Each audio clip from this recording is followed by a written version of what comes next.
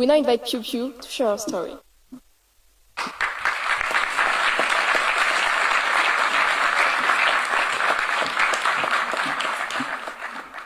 Mingalaba, bonjour à tous. Good afternoon, ladies and gentlemen. I am Piu Piu. Before I introduce myself, I would like to thank the Secretary General, Madame Jumalapali, the team Clement, Veronique, Diane, my friend Vivienne, and everyone here for giving me a chance to give a testimony at the opening ceremony of Clement 2025. It's an honor to be a part of this, especially when it's about rights and freedom. For I come from a country where millions of people don't have basic human rights or have the minimal freedom to discuss about this. I am a celebrity singer-songwriter-performer from Burma and a political refugee in France. Yes, I come from Burma, also known as Myanmar. I guess many of you haven't heard much about it because it's well hidden. Yes, it has been well hidden from the world by the military regime, which ruled it for more than 6 decades.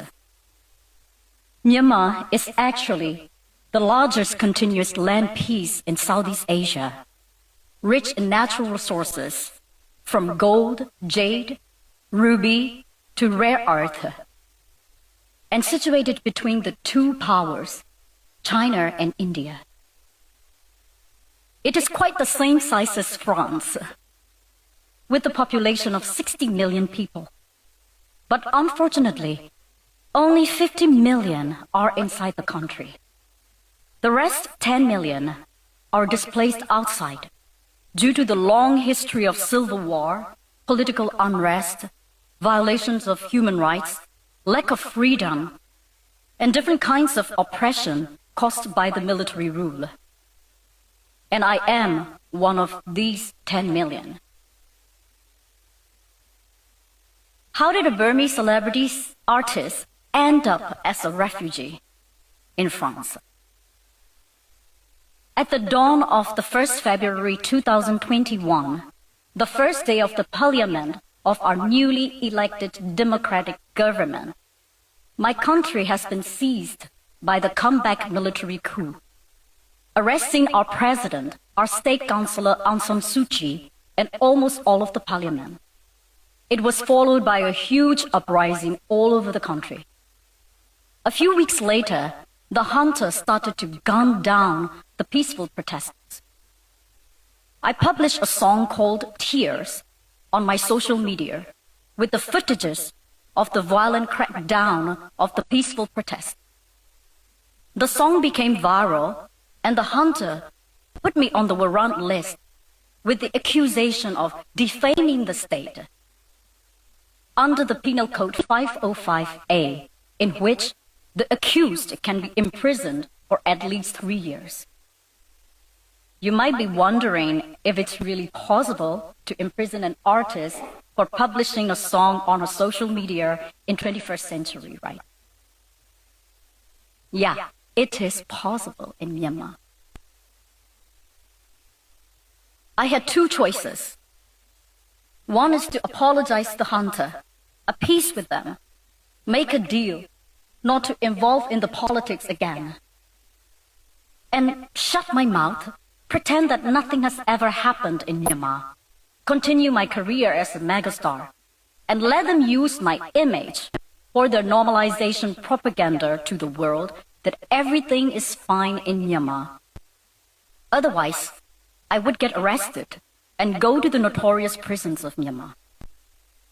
Another choice is to leave my successful career, my comfortable life, my wealth, my family, my home, my fans, everything I built and cherished for 20 years, to become a fugitive and end up in a third country like a nobody.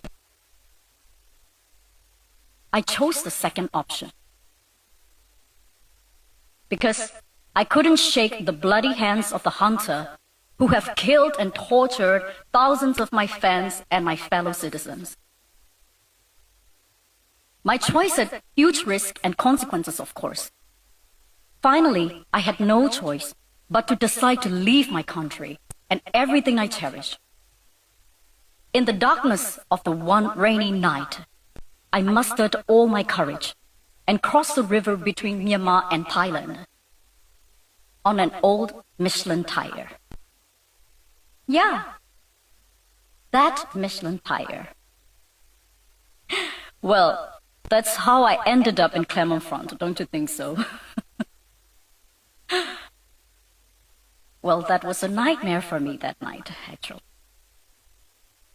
Then I hid in Thailand for a few more months until I received protection from France.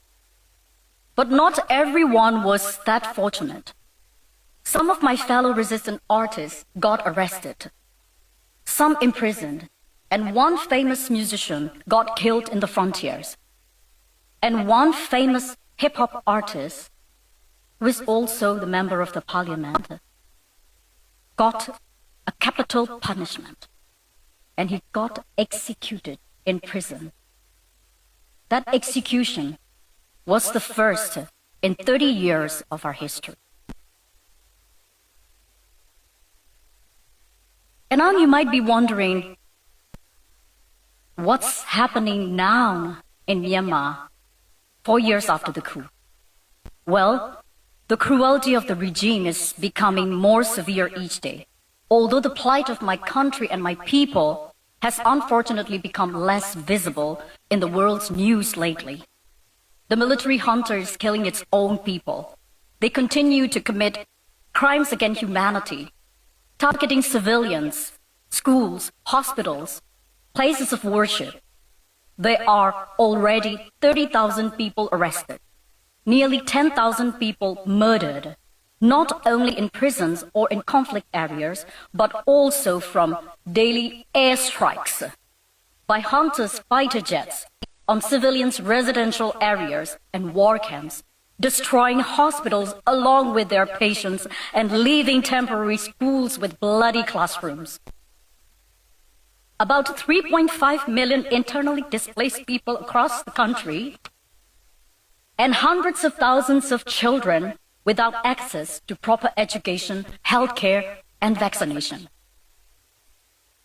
Last year, the junta activated the conscription law and started to kidnap even the minors, just to use them as human shields in the battlefield. Majority of the people in Myanmar barely get 4.5 hours of electricity a day and hardly making a living under poverty, pressure, and scrutiny. Under the junta's 4 years' reign, Myanmar has become world's #1 in drug dealing, and host of cyber fraud scam centers in Southeast Asia, as you all could see in the news lately. And the junta is preparing an election at the end of this year, which is nothing but a political trap to legitimize the atrocity and the crimes against humanity they committed over the past 4 years.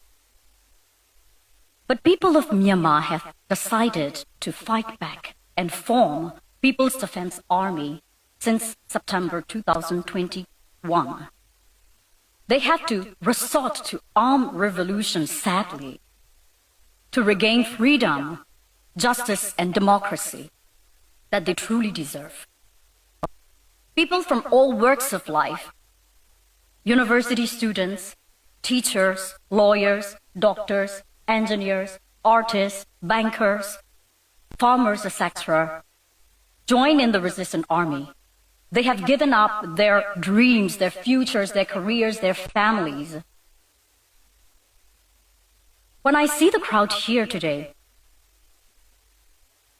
you remind me of hundreds of thousands of young people, as young as 17 and 18 like you, fighting in the jungles of Myanmar to get back their basic rights.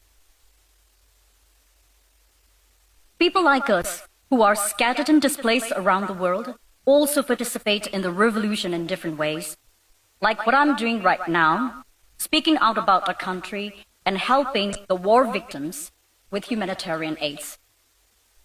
As an exile-resistant artist, I toured around the world since the end of 2024, singing fundraising charity concerts in London, Seoul, Sydney, Melbourne, and Tokyo to support the displaced people in war-torn areas, to unite Myanmar diaspora, and to increase the awareness of our forgotten war in the international scene.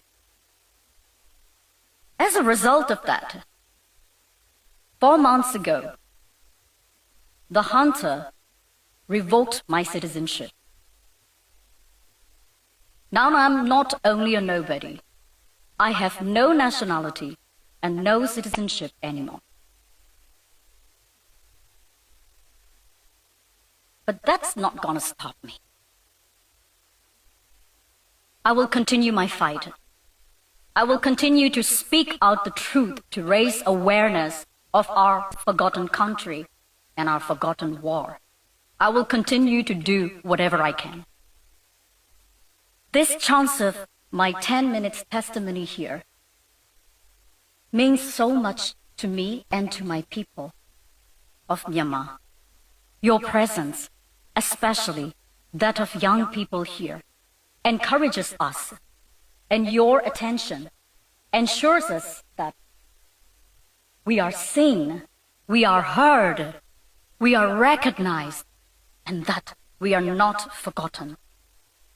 And I hope one day the peace and justice would return to my country.